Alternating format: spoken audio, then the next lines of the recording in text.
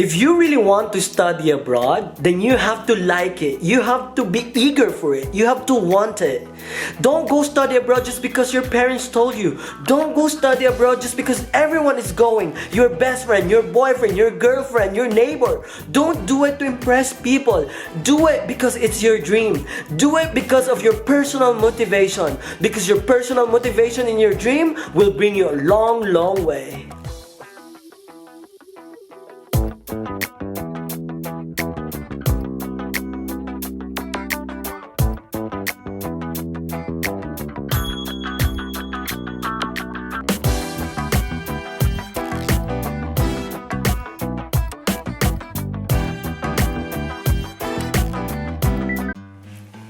Good morning, good morning, good morning! Bom dia, buenos dias, guten morgen, bonjour, bakit kusok?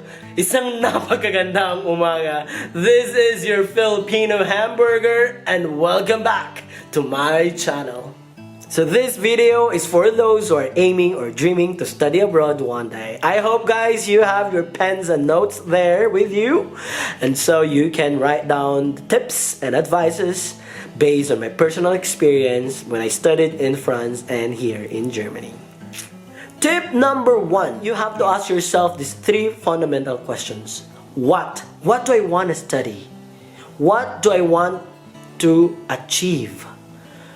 Why do I want to study this program? Why do I want to study abroad? Where do I want to study? Which university? Which country? Which continent? And this will be your first step to your journey to studying abroad. Number 2, if you have already answered these fundamental questions, then it's time for you to contact your international office. The international office of your university should guide you on how to proceed with your dream. Ask them if your university has an existing partnerships with foreign universities abroad, or ask for advices, ask for tips. Ask if there's a possibility for you to study abroad through an exchange program or through a scholarship. Number 3, if for some reason your university does not have an international office, then do your own research. Use the internet. Check all the databases available online. So for example, try to Google best universities for masters in international relations, or best universities abroad for international business management, or type international tourism management plus university plus Spain, for example. And then list down all the universities and programs based on your research. Try to make a list. For example, okay, Europe, these are the universities or the potential universities for me for my master's in international business management. For America or North America, these are the universities where I could apply or check for master's in international relations. Or these are the countries in Africa where I could maybe study international development. So try to have your own lists of universities and then the programs they offer. Number 4, once you have your lists of universities and programs, go check these universities one by one. Go to their official website. Check out if they have an international office. Connect with the people in the international office. Ask for guidance. Ask for advice. Ask for a brochure, for example. Number 5, while checking the individual website or official website of this university and of this particular program, write down the requirements that you have to accomplish for your application. Please write down which document, which requirement you don't have with you yet, and so you can proceed to the next step.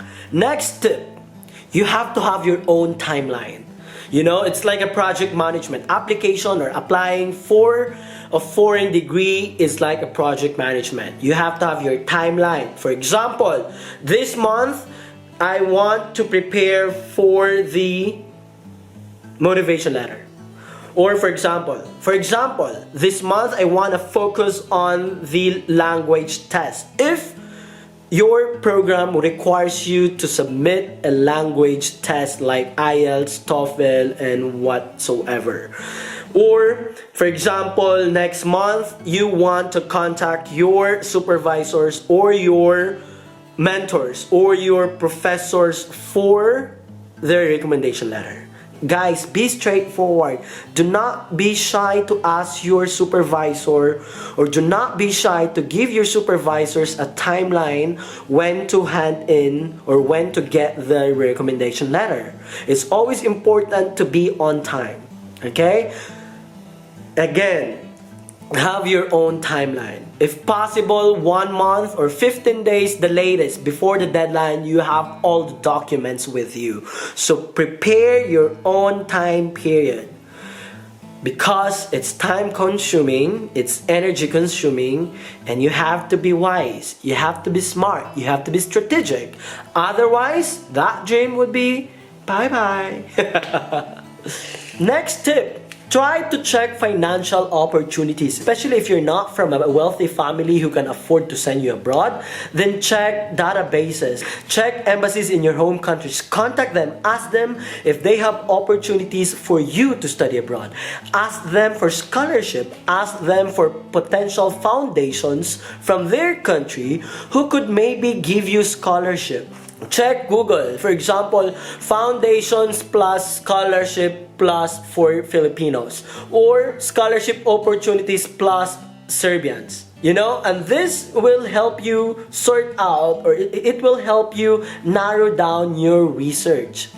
Another tip, if you have identified the university and then the program you want to pursue, then check if there is someone from your network who has studied there or who knows someone from there, and then try to connect with that person to connect you with that another person, and ask for tips.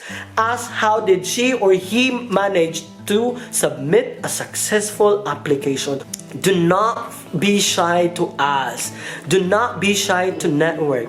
Again, for your dream, there's no room for shyness.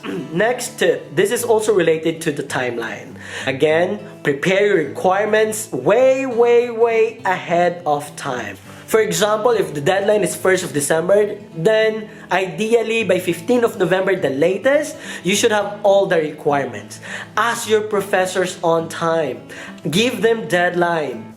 And do not submit your documents on the day of the deadline, because usually, based on my experience, there will always be technical issues on the day of the deadline. It's either your laptop is not functioning well, or the system is shutting down or is crashing.